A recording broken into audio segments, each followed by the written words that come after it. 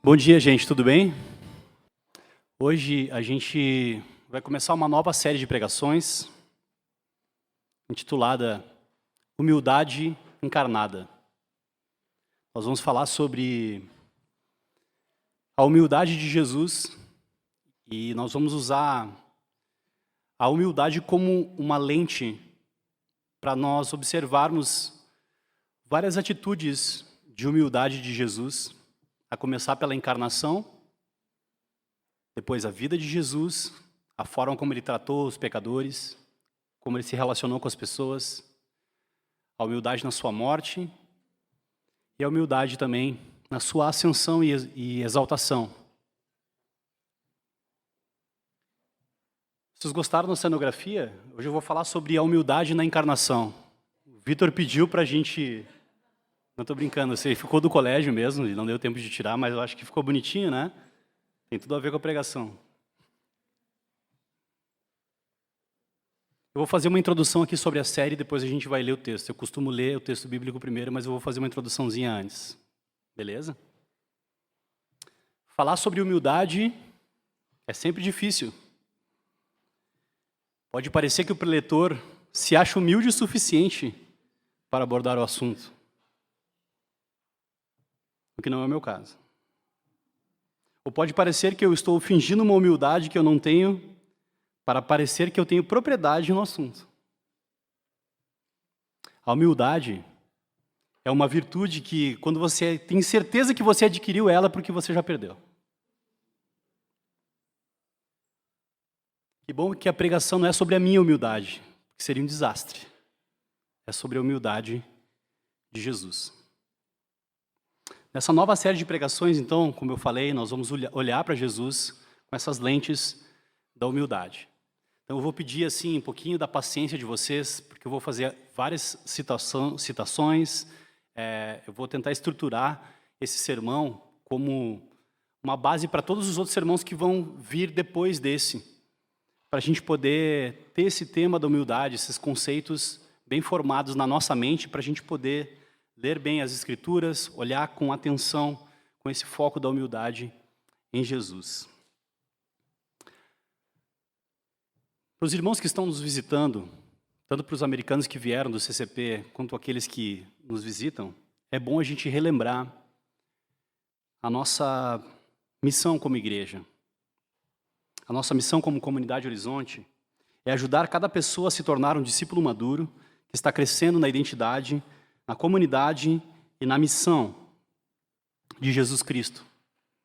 E para isso, para que a gente consiga cumprir essa missão, nós precisamos crescer em humildade. Crescendo em humildade, nós estaremos amadurecendo como discípulos e nos tornando mais parecidos com Cristo, servindo e melhorando nos nossos relacionamentos como comunidade e avançando ainda mais na missão. E agora eu quero convidar vocês, então, para a gente ler o primeiro texto. E esse texto que nós vamos ler, esse texto vai ser a lente para o qual, que vai servir como lente para nós lermos todos os textos que vamos ler sobre Jesus. É o texto de Filipenses, capítulo 2. Gostaria que vocês abrissem as suas Bíblias em Filipenses, capítulo 2, um texto muito conhecido. Nós leremos do verso 5 ao verso 11.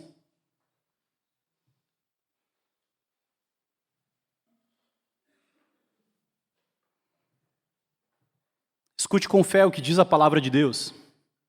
Seja a atitude de vocês a mesma de Cristo Jesus, que, embora sendo Deus, não considerou que o ser igual a Deus era algo a que devia apegar-se, mas esvaziou-se a si mesmo, vindo a ser servo, tornando-se semelhante aos homens, e sendo encontrado em forma humana, humilhou-se a si mesmo e foi obediente até a morte e morte de cruz.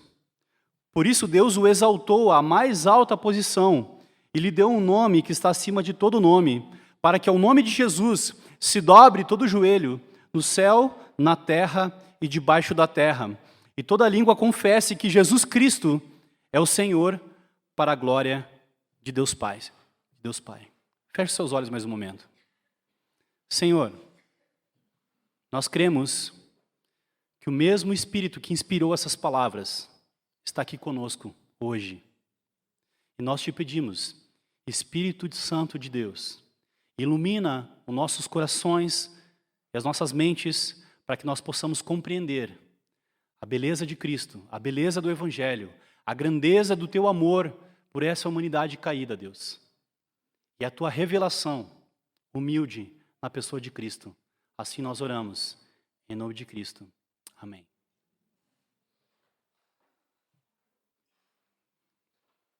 Essa pregação não vai ser uma exposição de Filipenses 2.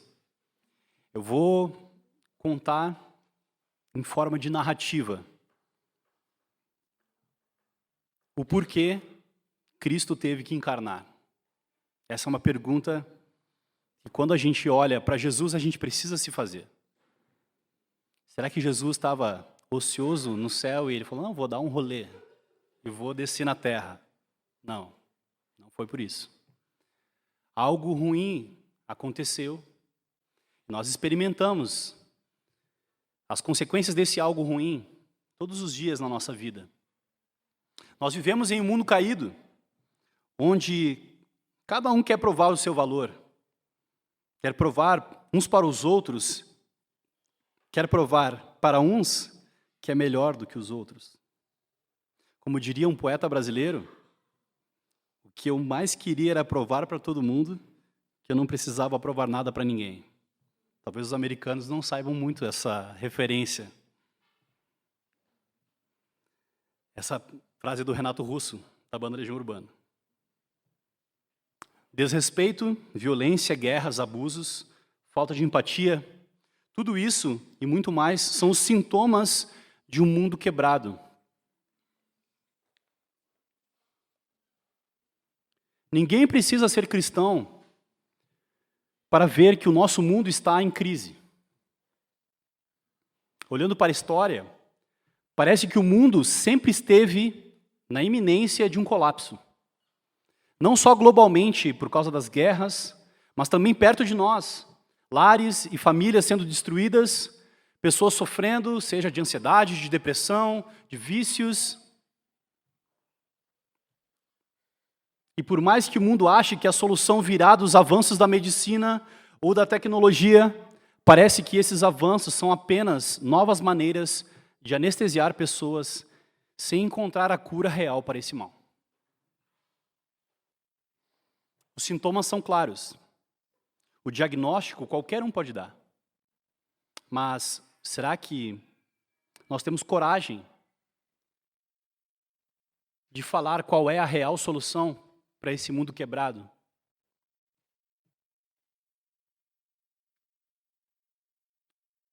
Para propor uma solução, eu gostaria de tentar achar a causa do mundo estar assim. Você sabe qual é a causa do mundo estar desse jeito?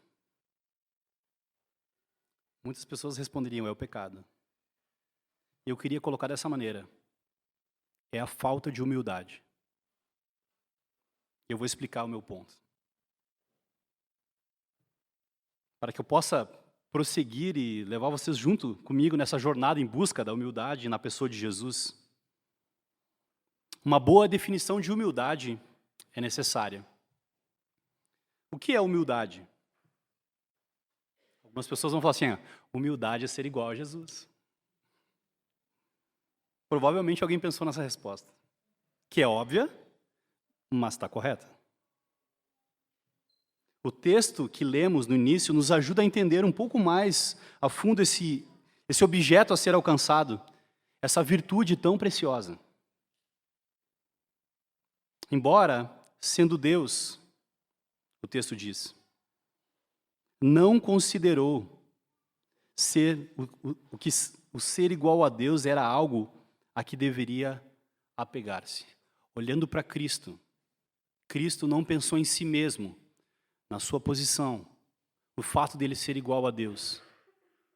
Mas ele se despiu disso e veio na nossa direção.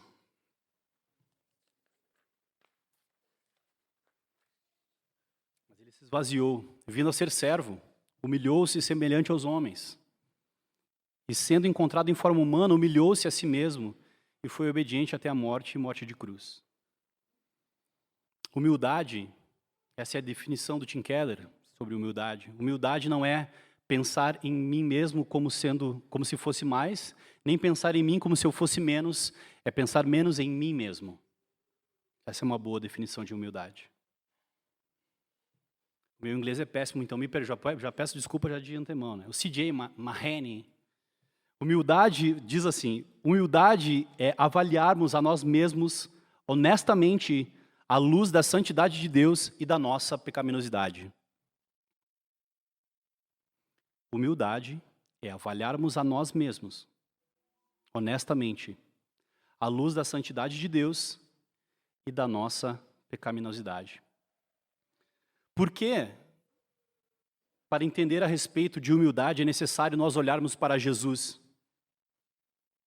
Eu não posso, talvez alguém que não é cristão pensaria assim, eu não posso apenas olhar para dentro de mim mesmo para encontrar humildade?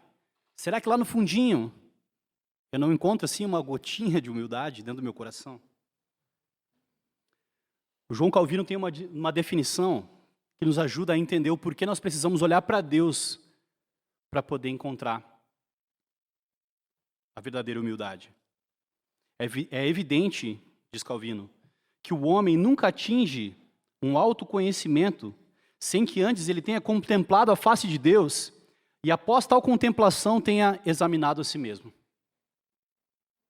Então, para conhecermos a nós mesmos, nós precisamos olhar e contemplar a Deus, o Criador de todas as coisas. Em outras palavras, eu vou fazer aqui uma ilustração muito ruim. Eu não tinha uma melhor. Eu posso usar um iPad para ser um peso de porta? Posso. Para segurar a porta. Funciona? Funciona. Ele foi criado para isso? Não. Mas como eu sei para que serve um iPad? A gente deveria perguntar para o Steve Jobs, né? Não dá mais porque ele já faleceu, mas a gente precisa perguntar para o Criador para que ele criou aquela coisa. Com os seres humanos é da mesma maneira. Se você quiser conhecer a si mesmo, você precisa olhar para Cristo. Ele é a luz do mundo. É através dele que nós enxergamos a realidade. Uma pessoa não cristã diria assim, se a gente perguntasse para que o homem foi criado, né? Ou existe, né? Sem ser criado, vai ser lá. O homem foi criado para amar e fazer o bem. Uma definição.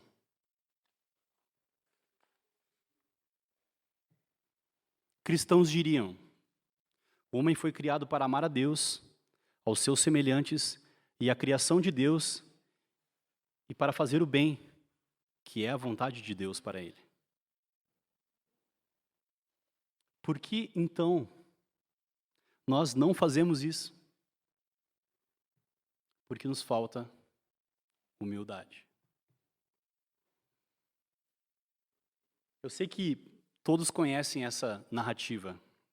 A Bíblia narra, em Gênesis, a origem de tudo, que Adão foi criado à imagem e semelhança de Deus.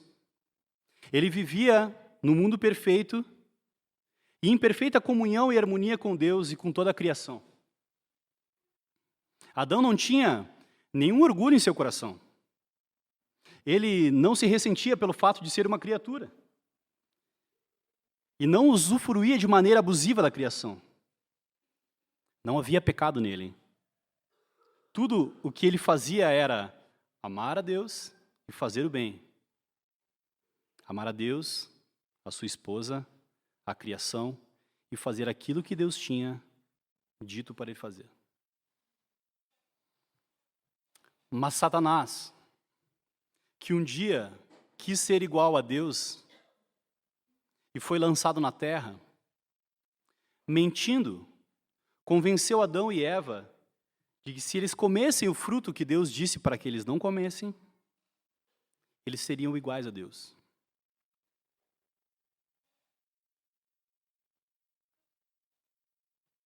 Olha o orgulho aí batendo na porta. Se Adão fosse um mineiro esperto e inteligente que nem vocês, ele responderia para Satanás aí: como eu sei então, uai? A gente não estaria aqui, sofrendo. Falei certinho? O sotaque de mineiro? Tô quase. Tô só um mês aqui. Mas nós sabemos que essa não foi a resposta de Adão. A prova disso é amarga e nós a experimentamos todos os dias. Adão e Eva desobedeceram a Deus. Irmãos, ao invés de eles se tornarem semelhantes a Deus, eles se tornaram semelhantes ao diabo.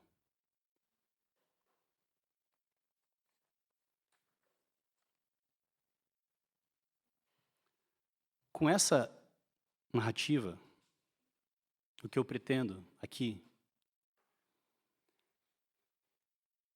é mostrar o orgulho, que é o oposto da humildade, como algo terrível.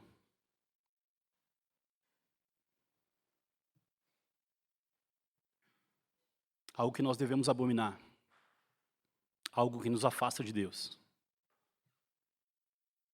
Nós ensinamos para as nossas crianças que o diabo é o pai da mentira e quem mente é filho dele. E se o diabo é o pai do orgulho, quem é orgulhoso? Através do espelho da palavra de Deus, nós, da revelação de Deus, nós reconhecemos a nós mesmos. O problema, então, que começou no mundo bíblico, lá em Adão e Eva, permanece até hoje. O pecado de Adão é o mesmo que o nosso, o orgulho.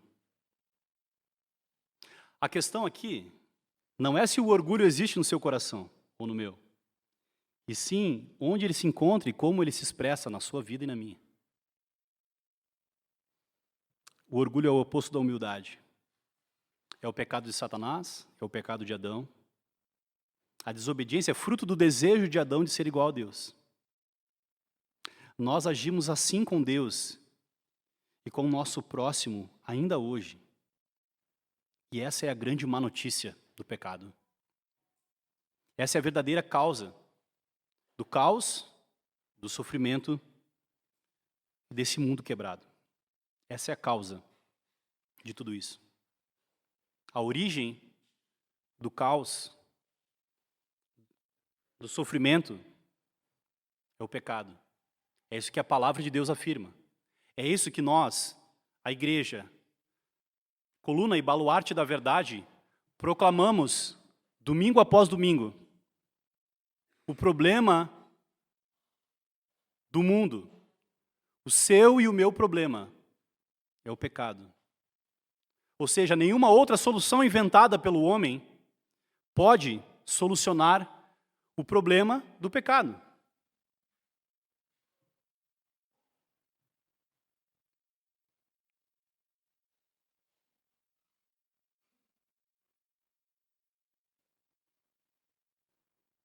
Agora, se o mundo é desse jeito, se eu sofro por causa do meu pecado, que é semelhante ao de todas as pessoas do mundo, qual é a solução para isso então? O Evangelho é a boa notícia para a má notícia do pecado. Guardem essa definição. O Evangelho é a boa notícia para a má notícia do pecado. O Evangelho é a boa notícia de que Deus enviou o seu Filho Jesus para perdoar pecadores e no final restaurar todas as coisas.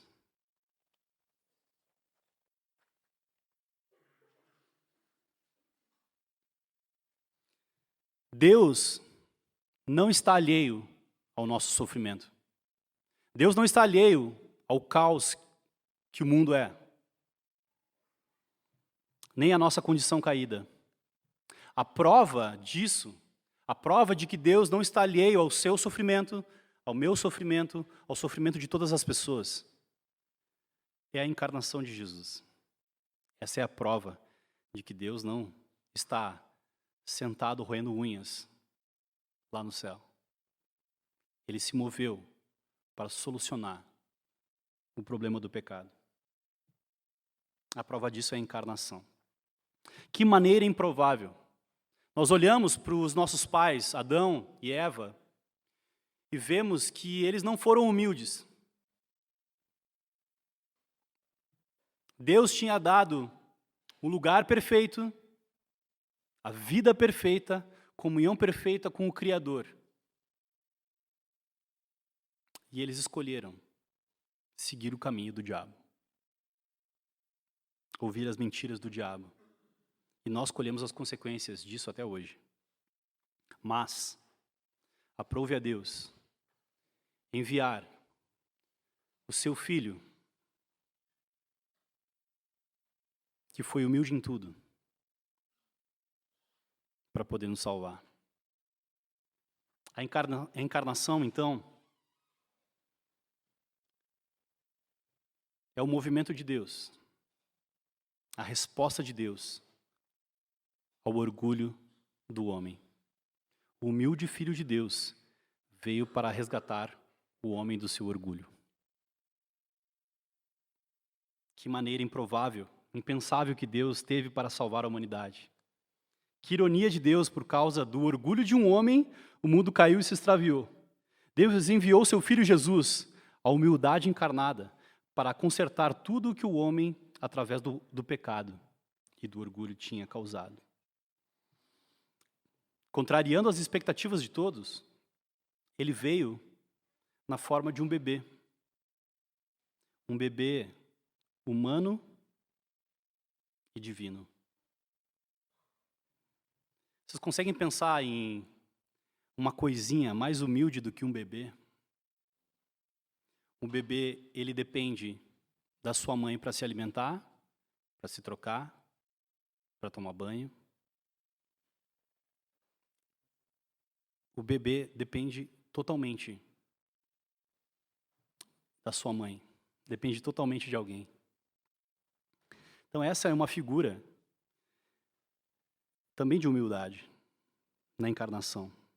Vocês pensam, o Criador do universo, o Verbo de Deus, se tornou um bebê. Foi amamentado por uma mãe humana. Fez xixi e cocô na fralda. Nem tinha Pampers e Hugs naquela época.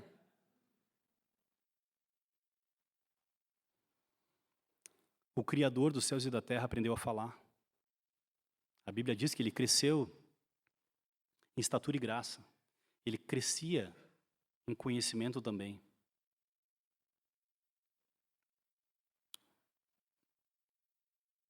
Que maneira graciosa de revelar a humildade de Deus na pessoa de Jesus. Eu quero ler um outro texto para conectar com Filipenses capítulo 2. Se vocês quiserem me acompanhar, é Lucas, capítulo 2, do 6 ao 20.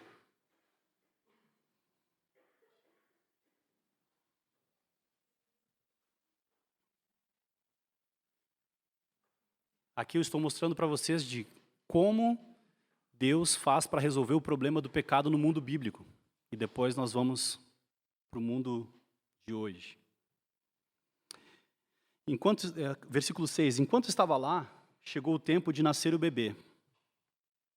Eles estavam em Belém, né? E ela deu à luz ao seu primogênito. Envolveu-o em panos e colocou-o numa manjedoura, porque não havia lugar para eles na hospedaria. Havia pastores que estavam nos campos próximos e durante a noite tomavam conta dos seus rebanhos. E aconteceu que um anjo do Senhor apareceu-lhes e a glória do Senhor resplandeceu ao redor deles. E eles ficaram atemorizados. Mas o anjo lhes disse: não tenham medo. Estou lhes trazendo boas novas de grande alegria, que são para todo o povo. Hoje, na cidade de Davi, lhes nasceu o Salvador, que é Cristo, o Senhor. Isto Isto lhe servirá de sinal. Encontrarão um bebê envolto em panos, deitado numa manjedoura. De repente, uma grande multidão do exército celestial apareceu com um anjo, louvando a Deus e dizendo: glória a Deus nas alturas e paz na terra aos homens aos quais ele concede o seu favor. Essa foi a primeira música e a primeira cantata de Natal de toda a história.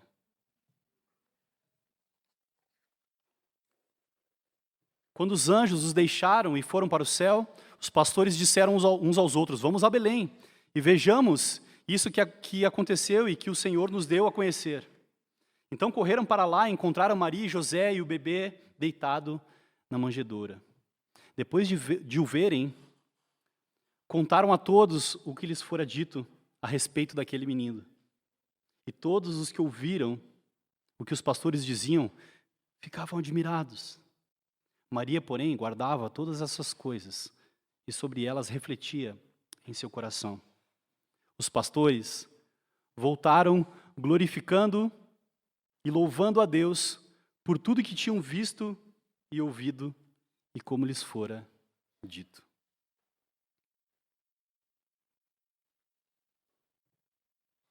Ao invés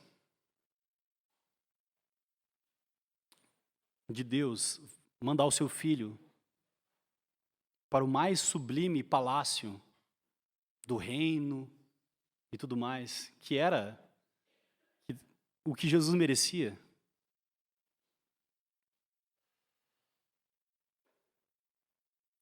Jesus nasceu e foi colocado, enrolado em panos, numa manjedoura.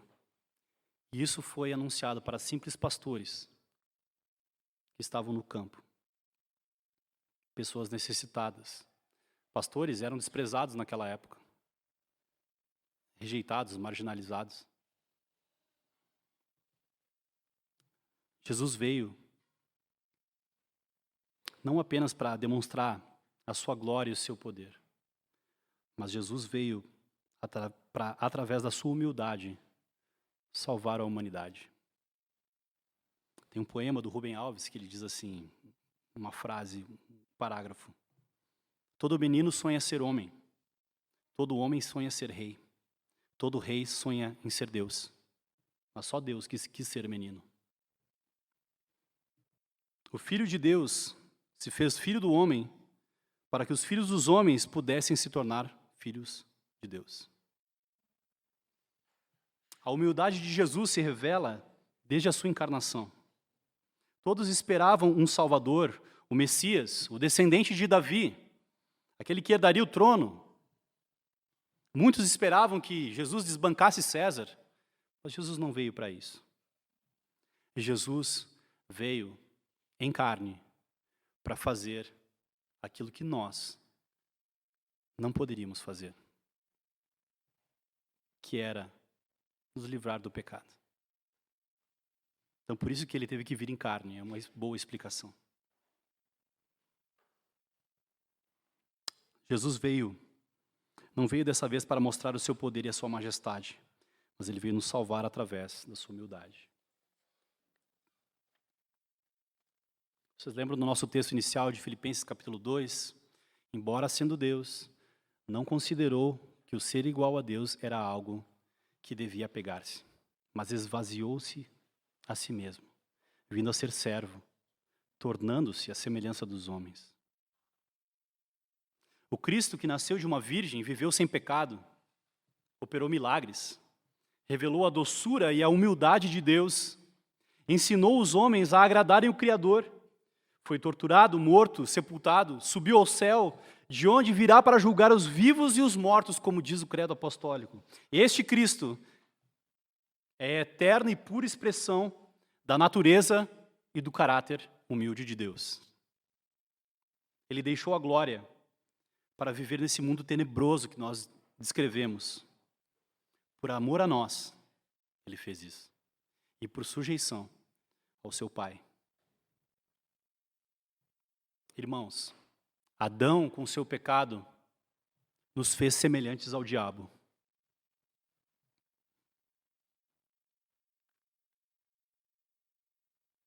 Mas Cristo, através da sua humildade, nos reconciliou com o Pai, novamente.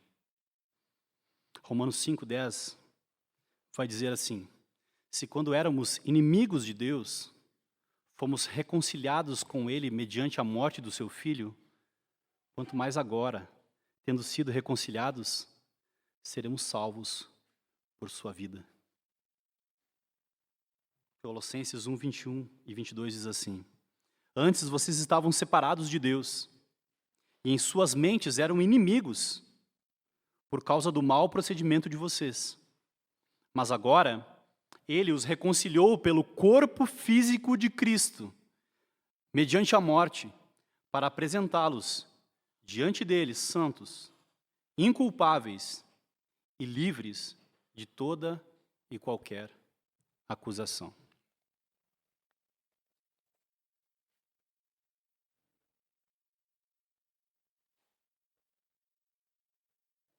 Olhando para a humildade de Cristo, nós precisamos também, como eu falei, para conhecer a nós mesmos, nós precisamos olhar para Deus. Para que nós tenhamos humildade, nós precisamos reconhecer o nosso orgulho e a nossa pecaminosidade. A Bíblia nos mostra inúmeros contrastes. E o principal desses contrastes é a santidade de Deus e a pecaminosidade do homem. Esse é o principal contraste, a gente vai encontrar ele pela Bíblia inteira, em todas as narrativas. Então, se nós queremos crescer em humildade, nós começamos essa série olhando para a humildade de Jesus na encarnação. O que eu tenciono aqui hoje, meus irmãos, é de maneira simples mostrar que o nosso orgulho é a raiz de todo mal. O nosso orgulho nos afasta de Deus. O nosso orgulho nos afasta dos nossos irmãos. O nosso orgulho cria tensão no nosso casamento. O nosso orgulho é o grande problema. E ele é um verdadeiro mal a ser aniquilado no coração. Os cristãos estão acostumados a lutar contra o pecado. Já não é verdade. A gente luta contra a mentira, contra a lascívia, contra pecados mais aparentes. Mas o orgulho é um pecado escondido que está grudado no nosso coração. E olhando para a luz de Cristo, na encarnação, para a sua humildade, hoje nós precisamos arrancar esse orgulho do nosso coração. O C.S. Lewis disse assim uma vez no livro Cristianismo Puro e Simples: se alguém quer adquirir humildade, penso que poderia lhe dizer qual é o primeiro passo: reconhecer o seu próprio orgulho.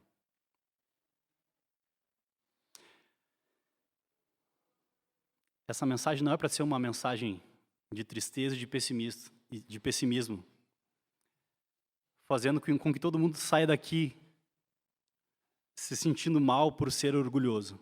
Não só isso. A Bíblia tem uma promessa maravilhosa referente a orgulho e humildade. Tiago capítulo 4, versículo 6 vai dizer assim: mas ele concede graça maior. Pois isso diz a Escritura: Deus se opõe aos orgulhosos, mas concede graça aos humildes.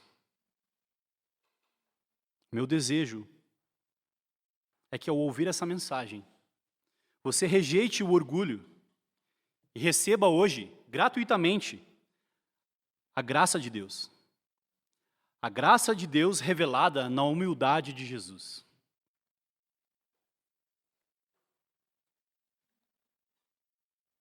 Ninguém em sã consciência quer ter Deus como inimigo.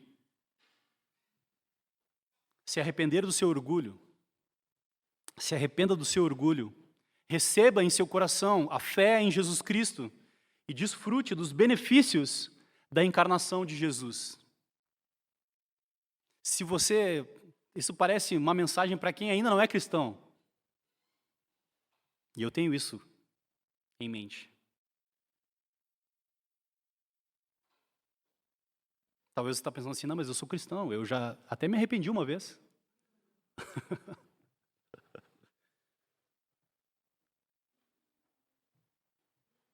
Se você é cristão, você também continua trilhando o caminho de Cristo em humildade.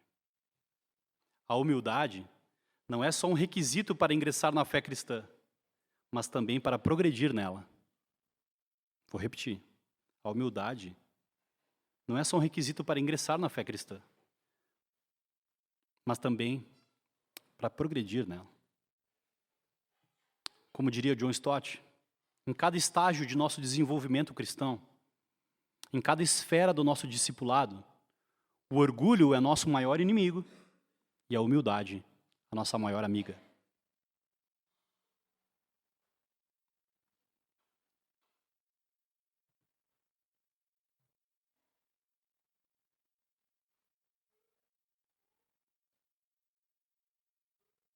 Nosso Senhor Jesus Cristo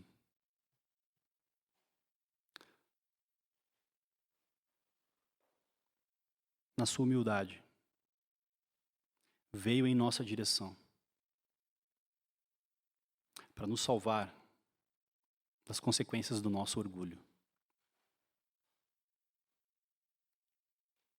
E hoje, através dessa mensagem, nós podemos lembrar, nós podemos obter gratuitamente os benefícios da humildade de Jesus, aqui, hoje e agora.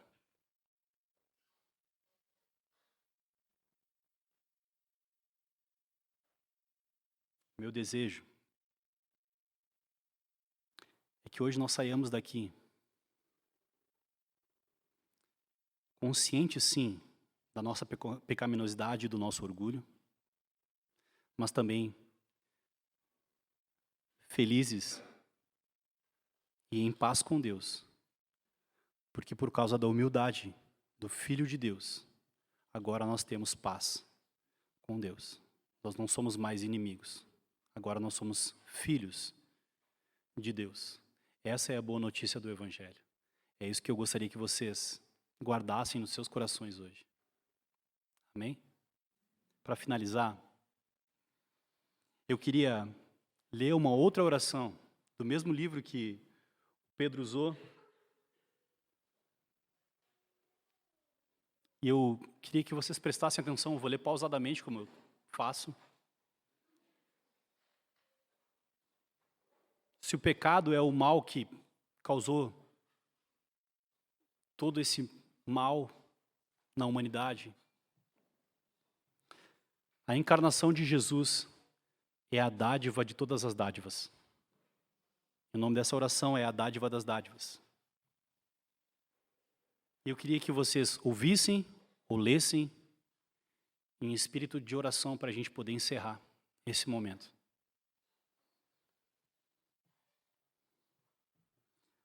Ó fonte de todo bem, que devo entregar a ti pela dádiva das dádivas.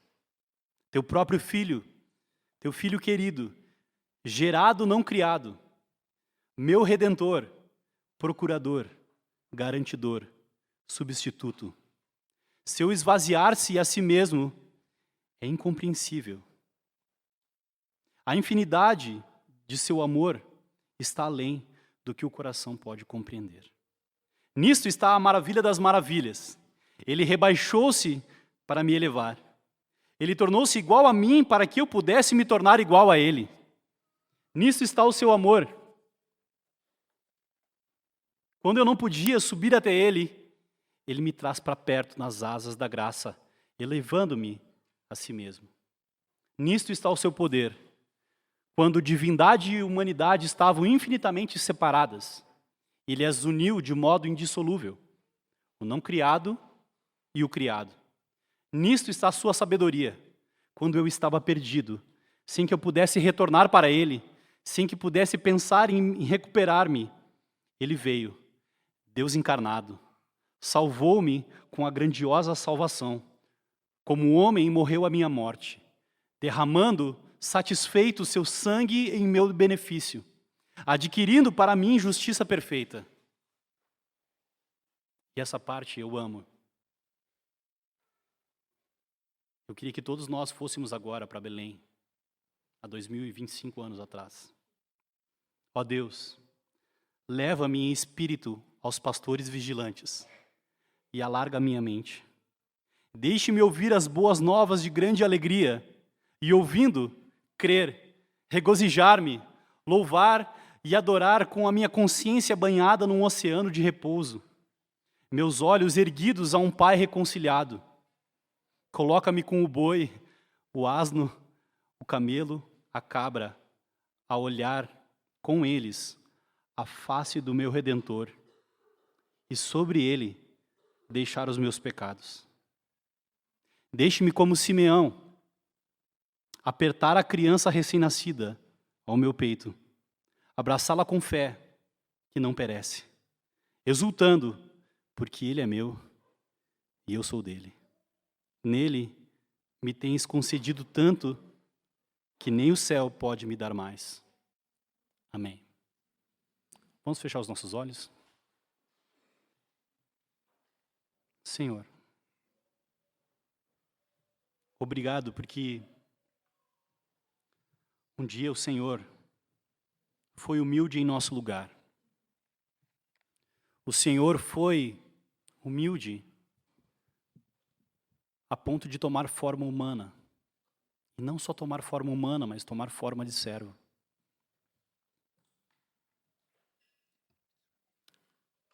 Tomar o nosso lugar. Sofrer o castigo que era para nós. E por causa da tua humildade, Senhor,